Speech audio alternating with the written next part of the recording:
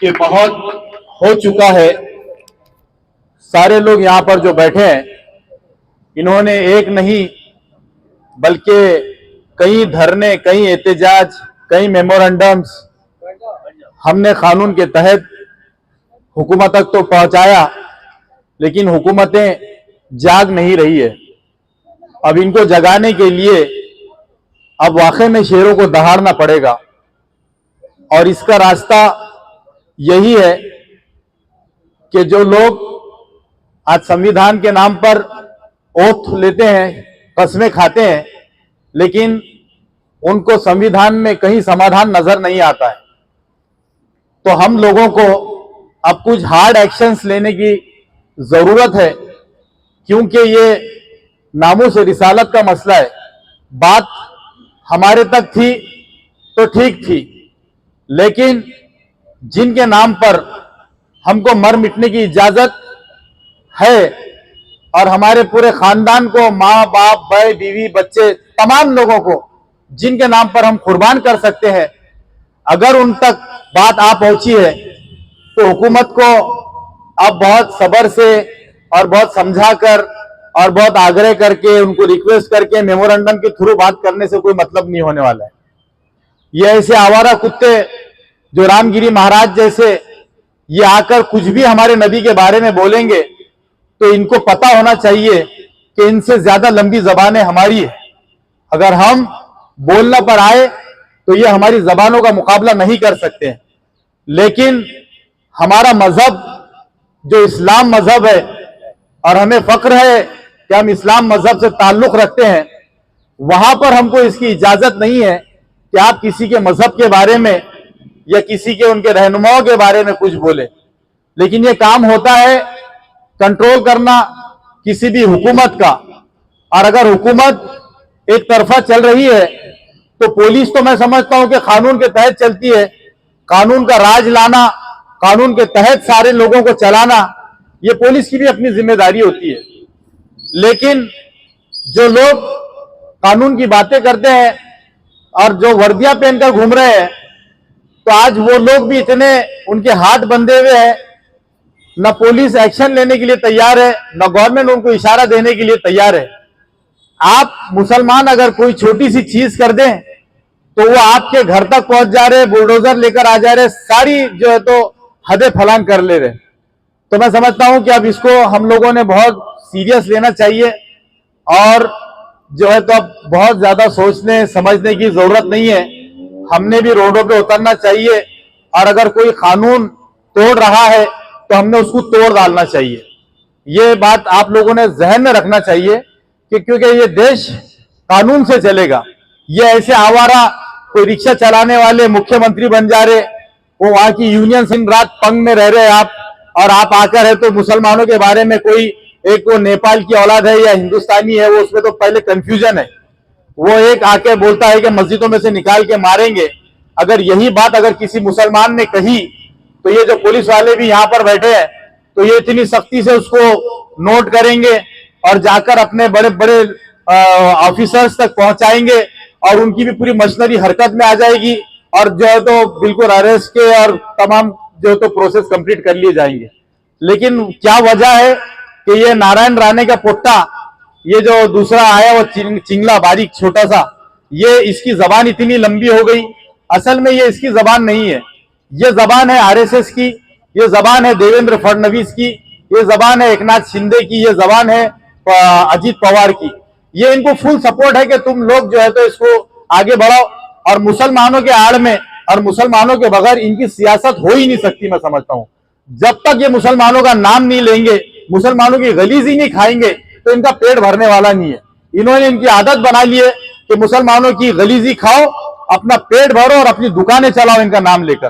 तो मैं इस धरने के जरिए तमाम औरंगाबाद के लोगों से यह अपील करूंगा कि यह धरना किसी एक शख्सियत के लिए नहीं है, ये उस शख्सियत के लिए है जिसके लिए दुनिया बनी है। और तमाम लोगों ने इस धरने को यहां पर इस कदर सक्सेस करना चाहिए और एक पैगाम देना चाहिए हुकूमतों तक कि आज हम लोग, आज का दिन खामोश है, कल हो सकता है कुछ और जो है तो हम लोग, हमारी जबान आगे बढ़ेगी, और हो सकता है कि परसों के दिन और कुछ हम लोग कर बैठेंगे।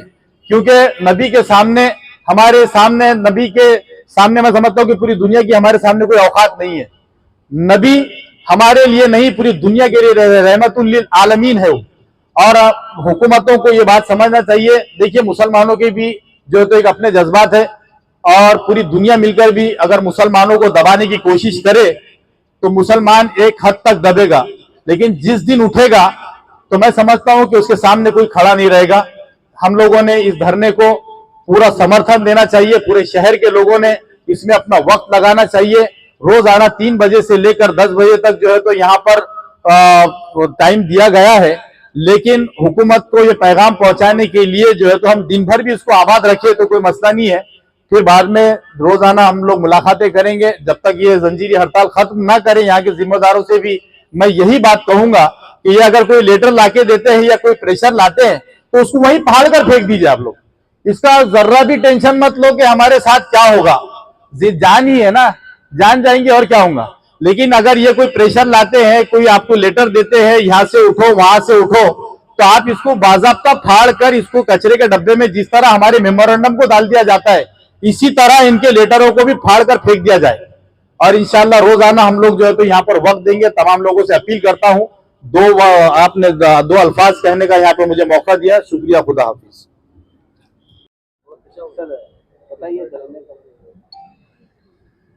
कुल जमाती विफाक मुस्लिम नुमाइंदा कौंसिल औरंगाबाद एक जो अपेक्स बॉडी है यहाँ के मुख्तलिफ ऑर्गेनाइजेशंस का, जो रिलीजियस है, जो सोशल है, और NGOs का एक यूनाइटेड प्लेटफॉर्म है मुस्लिम नुमाइंदा कौंसिल। उसकी तरफ से हम लोग यहाँ पर इस जंजीरी मुजाहरे में या साकड़े उपोषण के अंदर बैठे हुए हैं। हमने 3 मुतालबात किए हैं हुकूमत से, स्टेट गवर्नमेंट से भी और सेंट्रल गवर्नमेंट से। पहला मुतालबा ये है कि जिस रामगिरी ने मोहम्मद रसूलुल्लाह सल्लल्लाहु अलैहि वसल्लम के खिलाफ आहानत की है, उसके खिलाफ इतनी FIR होने के बावजूद हुकूमत उसको गिरफ्तार नहीं कर रही है, तो हमारा मुतालबा ये है कि उसको गिरफ्तार किया जाए। उसका साथ देने वाले नीतीश राणे ने जो बकवास की है वो हेट स्पीच क्राइम के अंदर आता है। सुमोटो तौर पे पुलिस ने कंप्लेन रजिस्टर्ड करनी चाहिए थी, उसको गिरफ्तार करके जेल में डाला जाए। तो ये मुतालबात है कि गिरी को और राणे को गिरफ्तार करके जेल में डाला जाए। दूसरा मुतालबा ये है कि आनत के खिलाफ ब्लास्फेमी एक्ट को बनाने की तैयारी करे, असेंबली के अंदर ये एक्ट बनना चाहिए। ये हमारा दूसरा मुतालबा है, जिसमें जितने रिलीजियस के महापुरुष हैं वो सब के बारे में हम ये कहते हैं कि जो भी इनके खिलाफ बकवास करेगा उस लॉ के तहत उसको लाया जाए और उसको कड़ी सजा दी जाए। मोहम्मद रसूलुल्लाह से शुरुआत हो और जिस मजहब के जितने महापुरुष हैं सबको उसमें शामिल किया जाए। हमारा मुतालबा है कि ये कानून बनना चाहिए और इसके तहत जो है असेंबली और ख़ास तौर से वो लोग जो कि इस सिलसिले में फ़िक्रमंद हैं, उन्होंने इसमें कोशिश करनी चाहिए। दूसरा हमारा मुतालबा ये है कि जो वक्फ बिल है, जो अमेंडमेंट बिल 2024 लाया गया है और इस पर इतनी राय मांगी गई है, लोगों ने राय दी है, करोड़ों की तादाद में मुसलमानों ने भी अपनी राय दी है कि ये बिल हमको नहीं चाहिए। हमारा मुतालबा भी ये है कि ये बिल हमको नहीं चाहिए, बिल वापस लिया जाए, ये बिल वापस लिया जाए। ये दूसरा मुतालबा है। तीसरी बात हम ये कहना चाहते हैं कि शहर बहुत बढ़ रहा है, विस्तार से डेवलप्ड हो रहा है।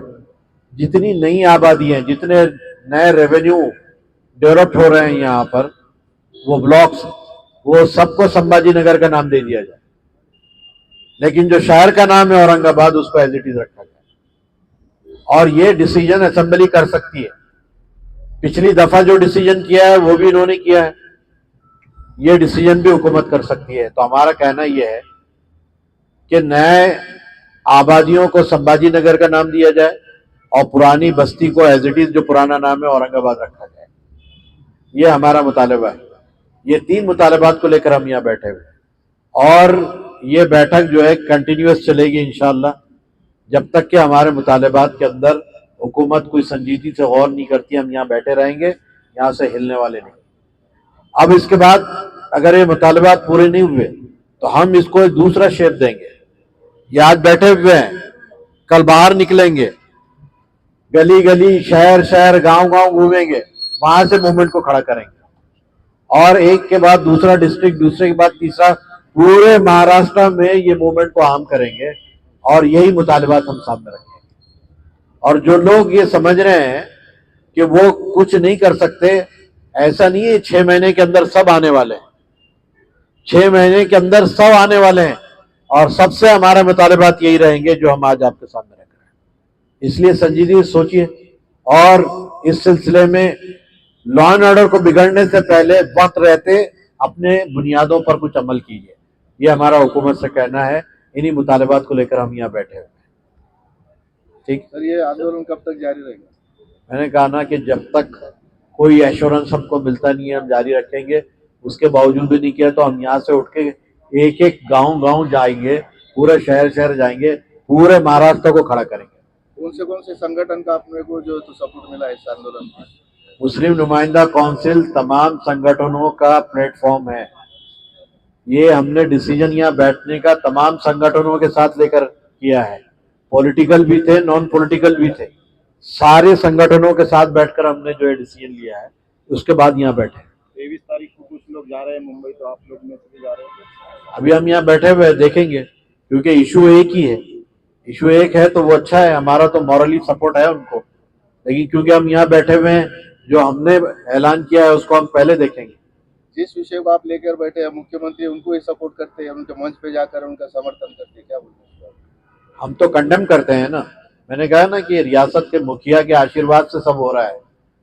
उनको इलेक्शन में जीतने की कुछ लग रहा होगा कि उससे वोट बैंक बनेगा उनका।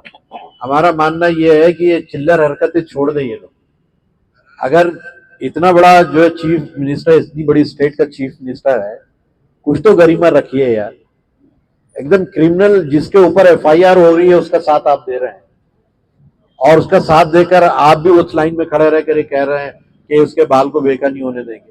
कुछ तो चीफ मिनिस्टर का जो है गरिमा का ख्याल रखिए कि इस तरह गुंडों और मवालियों के साथ चलते रहेंगे।